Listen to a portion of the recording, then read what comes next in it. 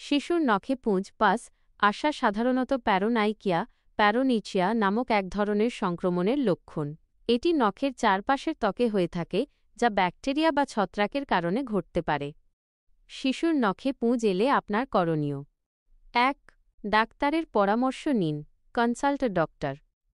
শিশুর নখের চারপাশে পুঁজ বা সংক্রমণ হলে দেরি না করে একজন শিশু বিশেষজ্ঞ, পেডিয়াট্রিশিয়ান বা চর্মরোগ বিশেষজ্ঞের ডার্মাটোলজিস্ট পরামর্শ নেওয়া সবচেয়ে গুরুত্বপূর্ণ। বিশেষ করে যদি শিশুর নখের চারপাশ খুব বেশি ফুলে যায়, লাল হয়ে যায়, ব্যথা করে অথবা শিশুর জ্বর আসে, তবে দ্রুত ডাক্তারের কাছে যেতে হবে। যেহেতু এটি একটি সংক্রমণ, তাই সঠিক চিকিৎসার জন্য ডাক্তারের পরামর্শ অপরিহার্য। ২. পরিষ্কার ও শুকনো রাখা। Keep clean and dry. আক্রান্ত জায়গাটি পরিষ্কার ও শুকনো রাখুন। শিশুকে দীর্ঘক্ষণ জল ঘাঁটা বা ভেজা মোজা জুতো পরা থেকে বিরত রাখুন। ৩. গরম জলে ভিজিয়ে রাখা। Worm water সোকস। ডাক্তার অনুমতি দিলে হালকা গরম জলে সামান্য লবণ মিশিয়ে দিনে কয়েকবার, যেমন ২০ মিনিটের জন্য, শিশুর আক্রান্ত আঙুলটি ভিজিয়ে রাখতে পারেন।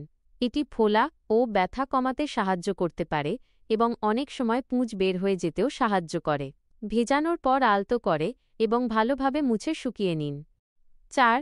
নিজেই নখ কাটা বা খোঁচানো থেকে বিরত থাকুন। Avoid self treatment. নিজে থেকে পুঁজ বের করার চেষ্টা করবেন না বা নখ কাটবেন না বা খোঁচাবেন না। এতে সংক্রমণ আরও ছড়াতে পারে। ৫. ঔষধ মেডিকেশন। ডাক্তার প্রয়োজন মনে করলে অ্যান্টিবায়োটিক ক্রিম বা মলম, টপিক্যাল অ্যান্টিবায়োটিক অয়েন্টমেন্ট বা অ্যান্টিফাঙ্গাল ক্রিম দিতে পারেন। যদি সংক্রমণ বেশি হয়, তাহলে মুখে খাওয়ার অ্যান্টিবায়োটিক লাগতে পারে। সংক্রমণ প্রতিরোধের জন্য কিছু টিপস: নিয়মিত নখ কাটুন, নখ পরিষ্কার ও ছোট রাখুন। নখ কাটার সময় যেন নখের কোনা অতিরিক্ত কেটে না যায় বা ত্বকের ভেতর ঢুকে না যায়। Ingrown nail. নখ কামড়ানো বা খোঁচানো বন্ধ করুন। যদি আপনার শিশুর নখ কামড়ানোর অভ্যাস থাকে, তবে এটি বন্ধ করতে সাহায্য করুন। পরিষ্কার পরিচ্ছন্নতা। শিশুকে নিয়মিত হাত ধোয়া শেখান এবং নখের যত্ন নিতে উৎসাহিত করুন। সঠিক জুতো। শিশুকে আরামদায়ক ও সঠিক আকারের জুতো পরাতে হবে, যা আঙুলের উপর চাপ সৃষ্টি করে না।